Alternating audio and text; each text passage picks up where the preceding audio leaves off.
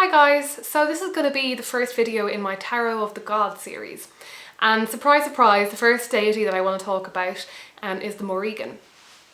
I've chosen 4 cards to talk about because it just seemed like a nice number, enough to sort of make a decent length video, but not too many that they would just sort of get lost in the mix. But it was actually quite hard for me to only pick out 4 cards for the Morrígan, as you might imagine, because I'd say easily half the deck I would very readily associate with her, that they would have really strong associations for me with her, particularly in the major arcana. But I've whittled it down to 4, and I've only chosen 2 major arcana cards, a court card and a pips card. So the first card, thought we'd get this out of the way early on, is death.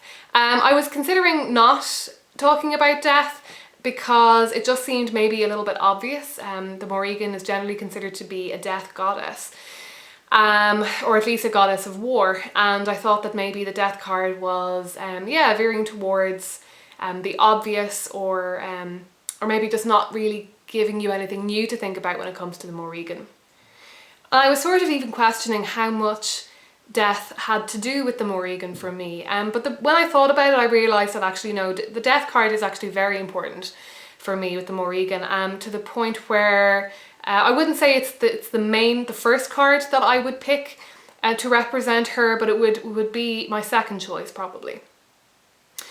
So I'm going to talk about war a little bit more with the second card, but obviously with a goddess like the Morrígan, who is depicted very frequently as a hag hopping over the battlefield, flying over the battlefield in the form of a crow or a raven, and gathering up the souls of warriors, and also showing up at fords, sort of the washerwoman at the ford, often explicitly prophesizing a warrior's death. And then of course there is that very vivid scene, if you're familiar with the Irish mythology, of the Morrígan sitting on Cuchulain's shoulder in the form of a raven as he dies. And indeed his enemies will not approach his body until they see the raven land on his shoulder, because they don't believe that he's actually dead, despite the fact that his entrails are hanging out of his belly. So it's pretty inevitable that we think of her as a death goddess, or a goddess that is associated with death. But the reasons that I feel for that connection are not really as simple as just her being a foreteller of doom and gloom, and her reveling in the death of the battlefield and the gore and the blood of the battlefield. She is certainly ferocious, and she is certainly a great warrior, and somebody who or a figure who definitely revels in that sort of chaos of the battlefield. But it's not necessarily that she is death herself, or that she is in some way gaining from the death of these warriors or anything like that. For me, it's more about her role as a chthonic deity, as a dark kind of, I think of her as a dark goddess, in the sense that she is very much of the other world, very much of the inner world, of the unconscious, of the dark, of kind of the dark as opposed to the light, of the night, and of the underworld. And also of the connection between ourselves and everything else.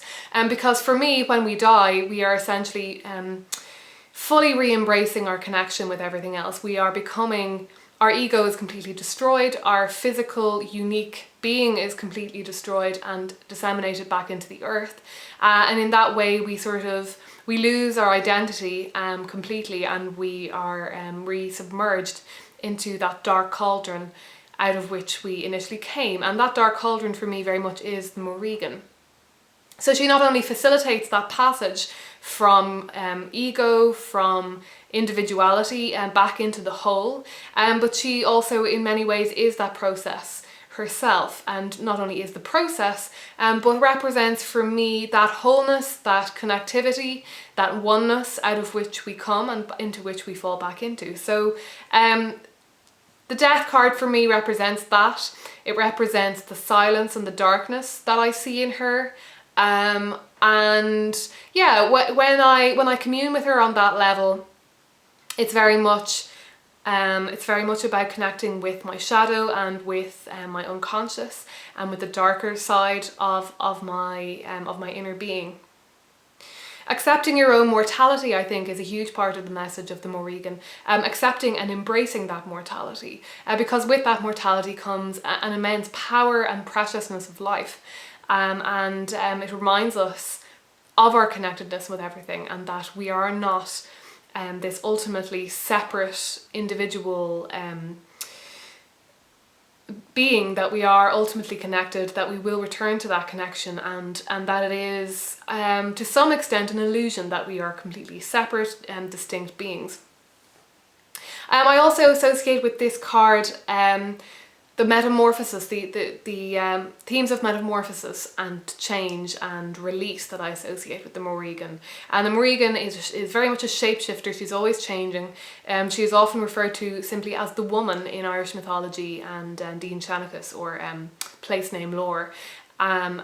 So she, in a way, sometimes it feels as though the Morrígan is simply a title, and whether or not that title always denotes the same woman is kind of questionable. But at any rate, she certainly appears in very, very different shapes and forms, and that is certainly how I have experienced her as well. And that very much ties in for me with that theme of metamorphosis, and that she brings about that change. Not only that she brings about death, and that she facilitates that journey, that release out of our own bodies back into the all, but also that she facilitates metamorphosis and quite dramatic change in our inner lives, and just within our mundane lives as well, and those points of change and metamorphosis that we go throughout our lives. The more sort of dramatic ones that are sometimes painful and difficult, and that definitely require a serious amount of release and a complete destruction of regret also. I think of when I think about the Morrígan and death, that she reminds us to release regret and bitterness, and not to hold on to those things that we are maybe disappointed didn't work out for us, and not to force things into a direction that isn't right for us, but to kind of go with that flow of change and see where it takes us. So the second card that I chose was the Chariot. And this very much ties in with the first card for me, and this is the card that represents the Morrígan for me primarily. And that might be surprising for a lot of people because of that association with death. But it definitely ties in with the theme of the warrior. But I have to say that the theme of the warrior and the outright sort of themes of victory and battle, going into battle, that are associated with the Chariot card aren't really the main themes that I associate with the Morrígan. Rather, it's sort of the associations of moving forward, of personal power and control over our own reactions to things, over our own actions, and our responses to our emotions, our feelings, and everything like that. The Chariot for me very much represents the ability to ride on the wave of our emotions, and to harness those emotions and control our reactions to them, and control our feelings and how we respond to those emotions.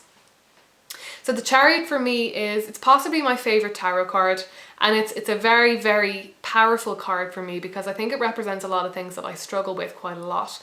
On the flip side of that, it reminds me not to struggle to control too much, that what is moving the Chariot forward, the wheels under the Chariot, if you like, is that sort of undercurrent of flow, that undercurrent of emotion, and the sort of the deep feelings that burst forth from our inner selves, and that kind of push us forward.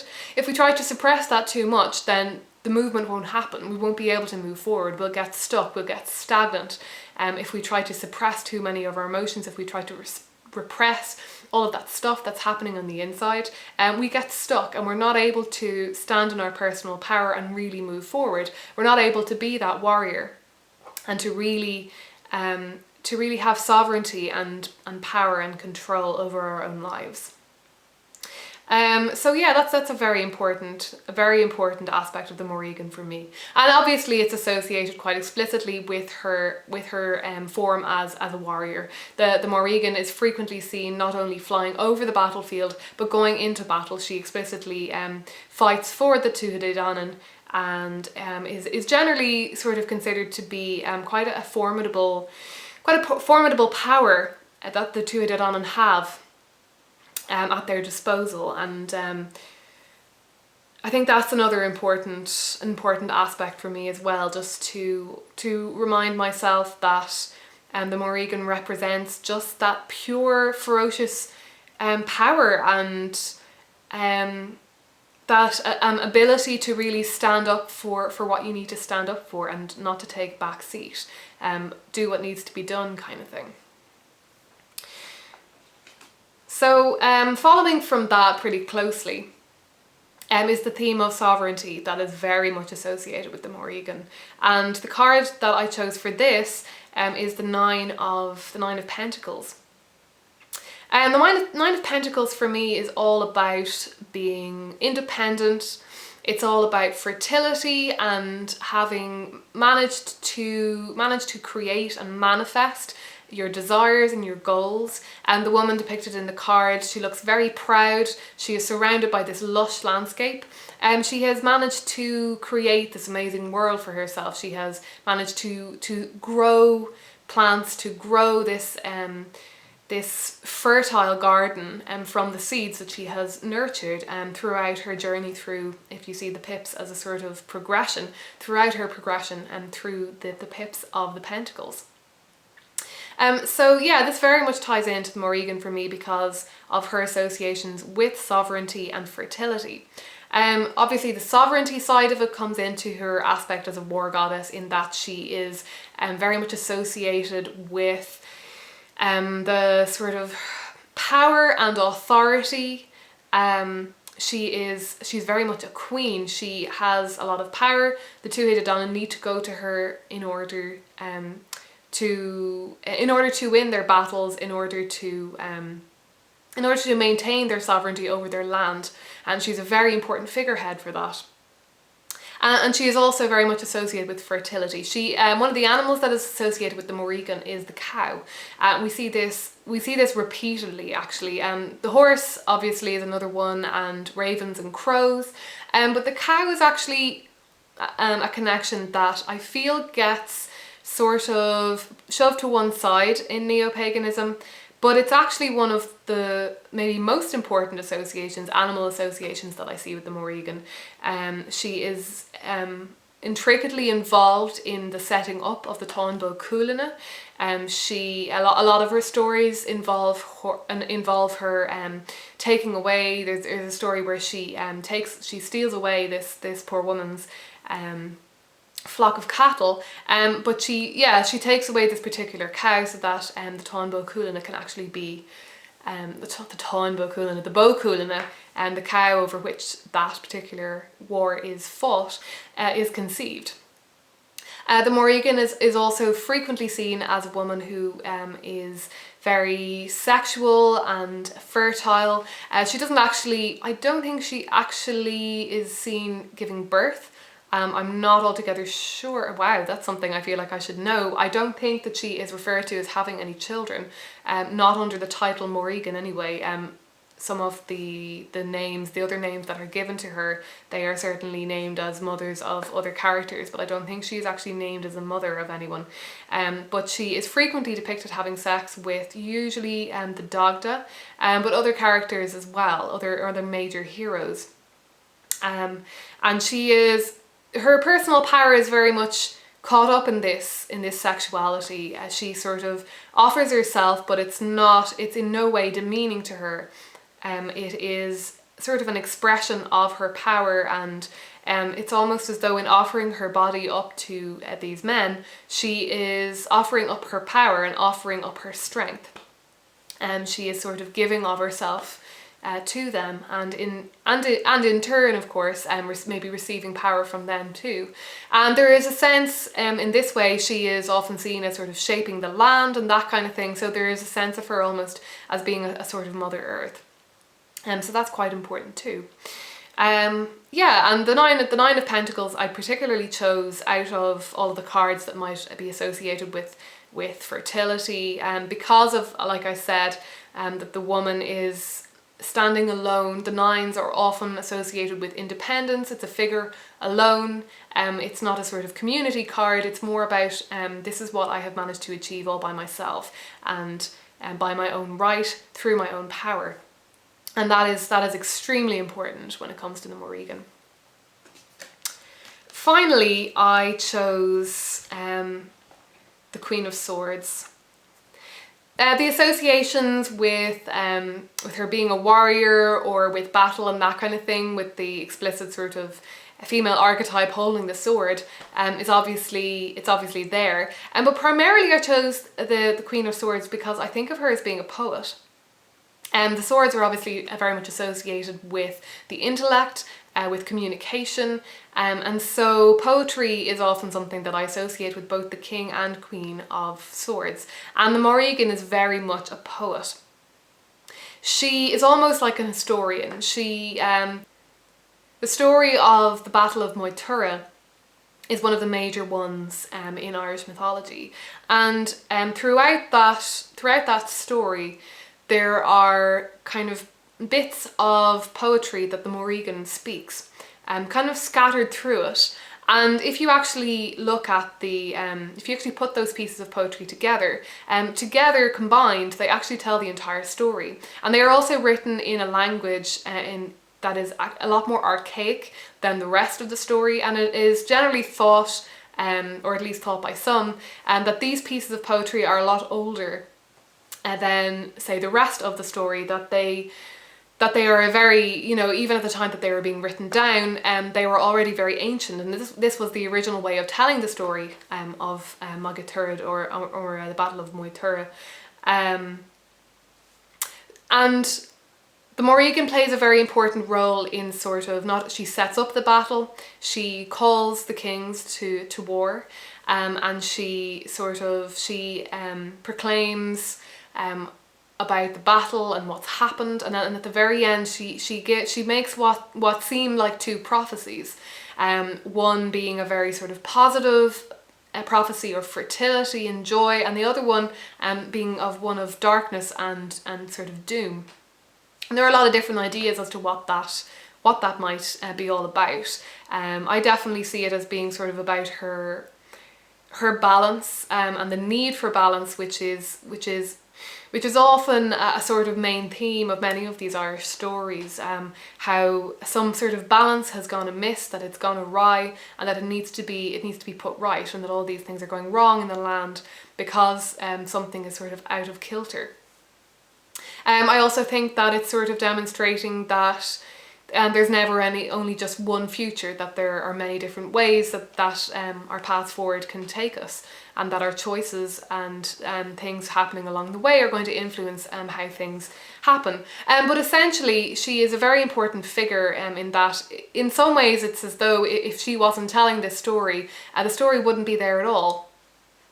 But not only that, these words of poetry and poetry in general in Irish stories are not only poetry, they're not just words, but they have an immense power of literal physical manifestation about them.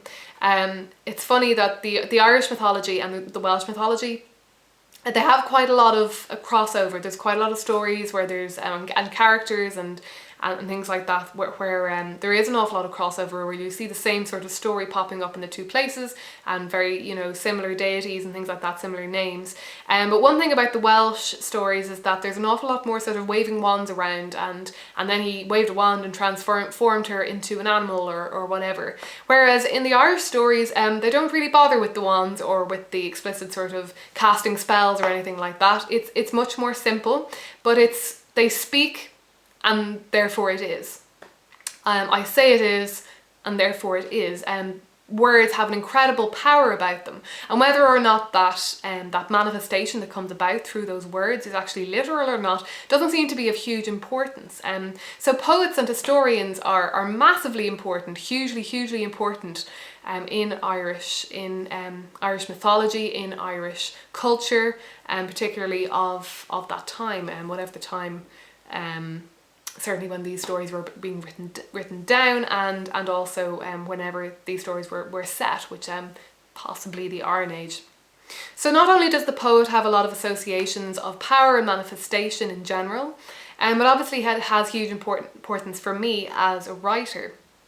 The label of writer is possibly the only one that I've carried with me through my entire life, or certainly for most of it. I have pretty much always considered myself to be a writer in some shape or form, and even when I'm not doing huge amounts of writing, it remains important to me. And this, even before I had actually returned to the stories about the Morrígan, and before I really understood how important she was in terms of poetry and literature, I still felt this strong connection between her and my need to write. Really owning that identity of the writer is very important to me, and I've noticed that it's often important to those who feel a strong bond with the Morrígan. So I feel like that's a very important part of her. In some ways she is almost like a muse, and there seems to be this very strong connection with her, and the need to express yourself in writing, and the power that putting words on paper really has. So yeah, I would say that even if you don't consider yourself to be a writer, even if you don't really do any creative writing or anything like that, if it's not a major part of your life for you, if you are interested in creating a bond with the Morrígan and exploring her power, I would actually suggest looking at writing. And even if it's just automatic writing or journaling or something like that, I think those are really powerful forms of writing as well. And there were many years when journaling was all the writing I did, but it is writing. It absolutely is writing. There's nothing inferior about it. It's just it's writing for yourself, and in some ways that is even more important than writing for what might be ultimately other people. It's important to do these things and to express that power of manifestation for yourself and yourself only.